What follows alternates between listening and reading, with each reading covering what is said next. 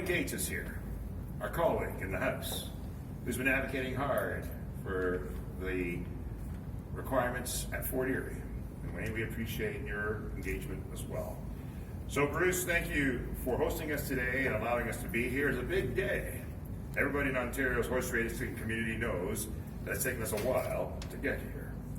Back in budget 2016, as Ted has explained, we extended the existing horse racing partnership funding program to 2021. And under the leadership of Stephen Rigby, who is here, he's been working hard to ensure that that collaboration continues. Horse racing industry began a province-wide public consultation with OLG. They heard loud and clear from stakeholders in the industry that you needed certainty.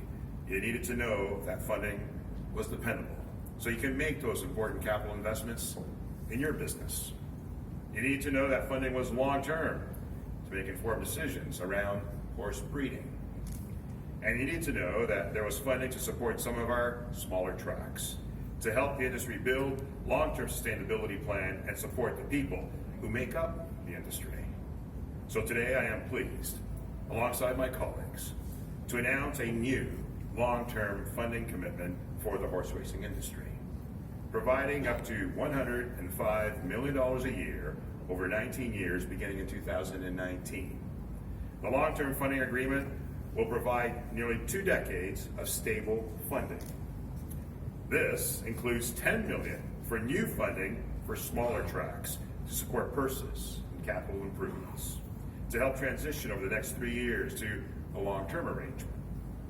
We will also be providing some additional supports for racetracks that are experiencing purse and operating shortfalls to help build a sustainable industry in the province. And in addition to the new long-term agreement, we are extending the existing Enhanced Horse Improvement Program year over year, currently administered by OMAFRA, which my colleague, Mr. Leo, will tell you more about in a moment. However, on top of all that, and the $105 million that we're also providing additional funding to support racetracks that may be experiencing financial hardships. So we're announcing a new application-based racetrack sustainability and innovation fund that will also be administered by OMAFRA to help smaller tracks innovate, diversify, and expand their revenue sources to achieve long-term sustainability. Now, this long-term funding strategy demonstrates a significant commitment, not just for Ontario, but in the rural communities as well, and especially so. Equally important, it creates greater accountability to allow the sector to make its own decisions. Having the sector become more self-reliant with greater self-governance is one of the very pillars of this new agreement.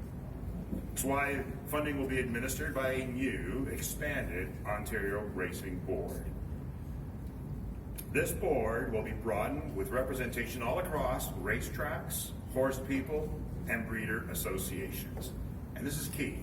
Ontario Racing will become a new entity that is accountable to the entire horse racing industry, with racetracks, breeders, horse people, owners, and trainers. The renewed OR will be expanded to have representation as well as all the interests of the whole industry. The agreement includes requirements to ensure greater transparency and effective oversight management of the funding of all eligible recipients. There will be 10 members and an independent chair on the new OR board. 50% of the seats on the board will be for tracks, and 50% will be for horse people, including quarter horse and the standard bred and the thoroughbred. And so let me be clear, all groups and all tracks will be represented. It'll be up to the horse racing community, and the whole community for that matter, to decide the future of the horse racing in Ontario. And for our part, we are absolutely committed to the long-term sustainable partnership with horse racing community, and especially the people in the communities who depend upon it.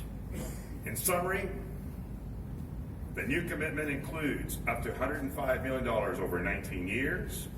We're expanding the Enhanced Horse and Improvement Program year over year.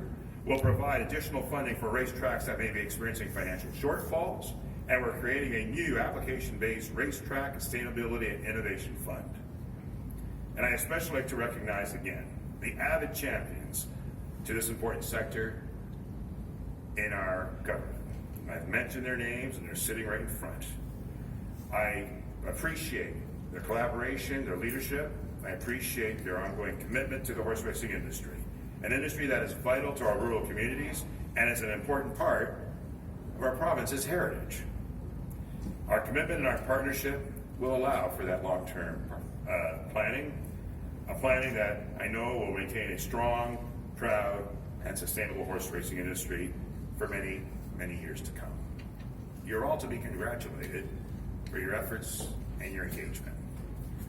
And while I am deaf in one ear, it hasn't fallen on deaf ears.